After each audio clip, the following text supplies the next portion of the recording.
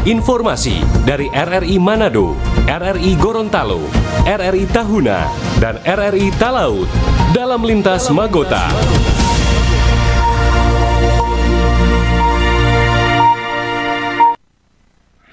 Selamat sore, tepat pukul 17 waktu Indonesia Tengah, Radio Republik Indonesia Manado dengan Lintas Berita Magota, Manado, Gorontalo, Tahuna, dan Talaut.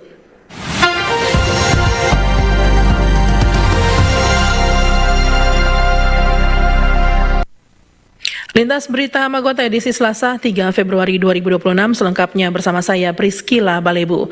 Informasi dari RRI Manado mengawali kebersamaan kita pendengar. Sebuah service center elektronik di Jalan Pierre Tendean, Manado terbakar pada Senin siang 2 Februari.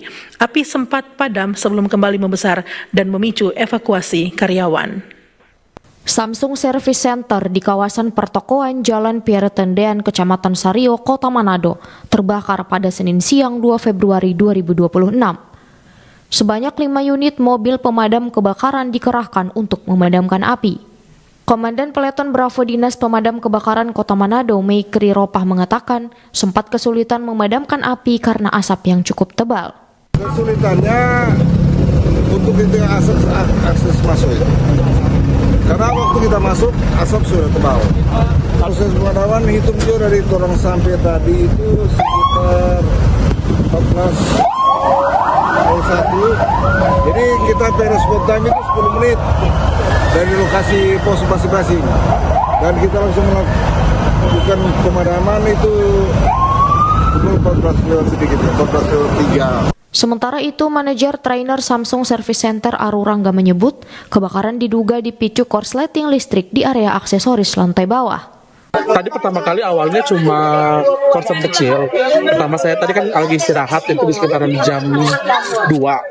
Terus pertama api kecil, pikirnya cuma ada yang kebakar mungkin elektronik atau apa. Tapi kelihatan udah dipadamin pakai alat pemadam yang di dalam. Terus saya naik ke lantai 2. Naik ke lantai 2 pikirnya kan udah aman kan, cuma bau asap. Nah setelah itu selang beberapa menit, sekitar 5 menit sampai 10 menit, satpam teriak, turun, api udah bakar plafon. Tidak ada korban jiwa dalam peristiwa ini karena seluruh karyawan berhasil dievakuasi lebih awal. Sementara penyelidikan lebih lanjut masih dilakukan oleh pihak kepolisian. Dari Manado, Noni Oktavia melaporkan.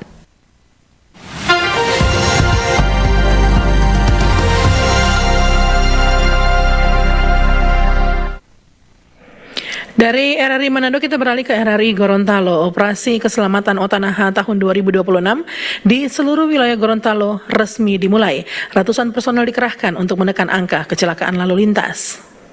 Ratusan personel kepolisian dikerahkan untuk menekan angka kecelakaan melalui pelaksanaan operasi keselamatan Otanaha tahun 2026 di seluruh wilayah Gorontalo. Langkah taktis ini menjadi komitmen kepolisian dalam memastikan jalur transportasi darat tetap kondusif dan aman bagi seluruh pengguna jalan. Upaya cipta kondisi ini secara resmi dimulai kemarin, Senin 2 Februari 2026, dengan cakupan wilayah yang merata hingga ke pelosok kabupaten. Karo Ops Polda Gorontalo, Kombes Pol Pramono Jati kepada wartawan mengatakan, operasi dijadwalkan berlangsung selama 14 hari penuh untuk memastikan ketertiban lalu lintas benar-benar terbentuk sebelum lonjakan aktivitas masyarakat terjadi. Kehadiran petugas di titik-titik rawan diharapkan mampu memberikan rasa aman sekaligus meningkatkan kedisiplinan para pengemudi secara signifikan. Kita terhitung mulai tanggal 2 Februari 2026 sampai dengan 15 Februari 2026. Dan yang kita libatkan personil Polri itu Polda dan jajaran sebanyak 341 personil seluruhnya ya, Polda dan jajaran. Kemudian tema operasi keselamatan ini adalah terwujudnya Kamseltik Calantas yang aman, yang nyaman dan yang selamat menjelang hari Idul Fitri 1447 Hijriah tahun 2026 ini. Kemudian juga tujuan operasi untuk keselamatan ini adalah mengedepankan ya preventif dan tentunya represif terhadap semua pelanggaran lalu lintas yang berpotensi menyebabkan kecelakaan yang berakibat fatal. Senada dengan hal ini, Dirlantas Polda Gorontalo, Kombes Pol Lukman Cahyono mengatakan sasaran prioritas dalam operasi kali ini mencakup penertiban helm standar SNI, penggunaan plat nomor yang tidak sesuai spek, hingga pengawasan terhadap kendaraan angkutan umum tak resmi. Petugas juga memberikan perhatian khusus pada kendaraan yang melebihi kapasitas muatan atau over dimension overloading. Jadi sebelum kegiatan pengamanan hari raya atau operasi ketupat itu selalu diawali dengan adanya operasi cipta kondisi. Dalam hal ini adalah operasi keselamatan. Jadi operasi keselamatan ini dilaksanakan 14 hari dengan maksud cipta kondisi sehingga nanti ketika Idul Fitri, pengamanan Idul Fitri itu kami dari jajaran kepolisian fokus melaksanakan kegiatan pengamanan yang sifatnya untuk pengamanan ibadah masyarakat yang akan bersilaturahmi, masyarakat yang akan melaksanakan rekreasi, sehingga kami tidak disibukkan lagi dengan upaya-upaya penertiban. Kombes Pol Lukman Cahyono menambahkan pihaknya juga mengedepankan pendekatan yang humanis namun tetap tegas dalam melakukan penegakan hukum terhadap pelanggar yang bersifat fatal. Sinergi ini diambil untuk menciptakan keseimbangan antara edukasi publik dan efek jerah bagi pelanggar lalu lintas. Taufik Usman, Pro 1 RRI, terus mengudara untuk Indonesia.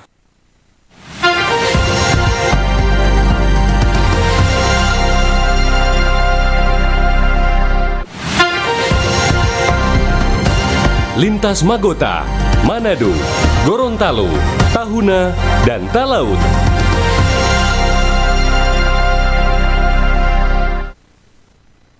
Selanjutnya kita menuju RRI Tahuna. Ada ratusan nakes melakukan aksi Dewan Gelar RDP menyikapi aspirasi yang disampaikan.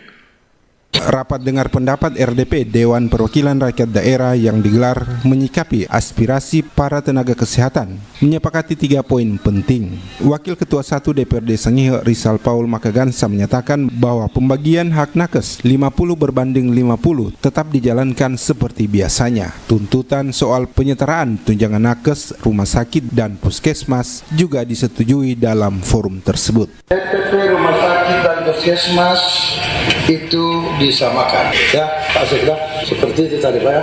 Kedua, pembagian jasa mengacu pada pergub yang ada. Ketiga, memberi kesempatan pada Direktur Rumah Sakit Umum Daerah yang baru Liung Kendago untuk melakukan pembenahan ke dalam. Bisa demikian, sepakat?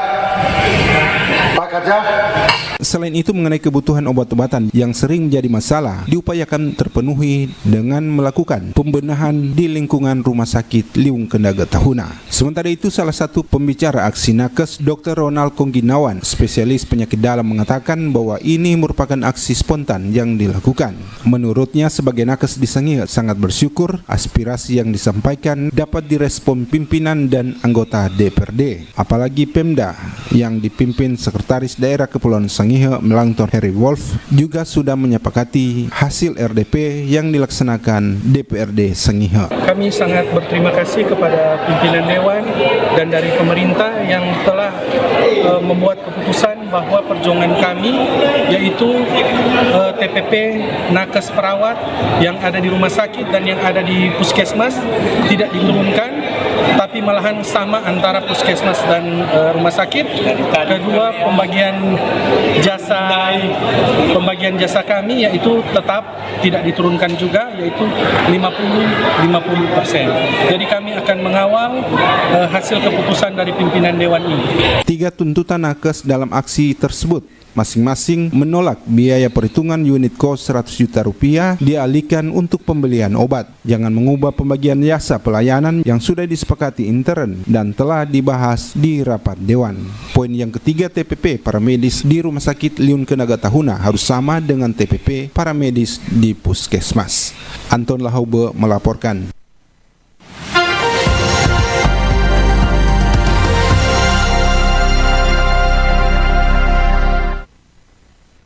Dari Tahuna kita menuju Talaut. Harga beras premium di pasar tradisional Melongoane turun dari Rp18.500 per kilogram menjadi Rp17.500 per kilogram. Harga beras premium di pasar tradisional Melongoane Kabupaten Kepulauan Talaut mulai menunjukkan tren penurunan. Idris, salah satu pedagang beras di Pasar Melungane, mengungkapkan bahwa harga beras premium seperti merek 2 Merpati sebelumnya sempat dijual Rp18.500 per kilogram, saat ini menjadi Rp17.500 per kilogramnya. Sekarang 2 Merpati dia 20 kilo masih biasa. 4 orang yang Berapa dia? 350.000. 350. Kalau sebelumnya dia berapa dia? Sebelumnya dia 365. 365. Nah, sekarang turun sedikit dia. Harus turun sedikit ya. Kalau yang 10 kilo, 5 kilo? 10 kilo dia 185. Daya beli masyarakat bagaimana? Masih bertahan juga dia. Masih normal. Ya, normal. Ya. Jadi cenderung turun harga beras ini. Dia turun 1.500.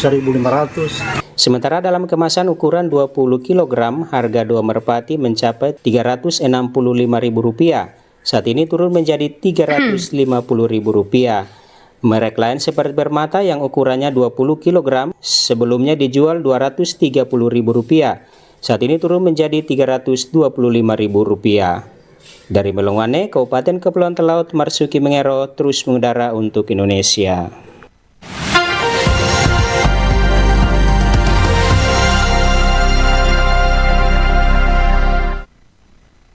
Informasi tersebut mengakhiri lintas berita Magota edisi Selasa 3 Februari 2026. Tetaplah bersama kami, Radio Republik Indonesia, Wilayah Nusantara 5. Saya Priscila Balebu.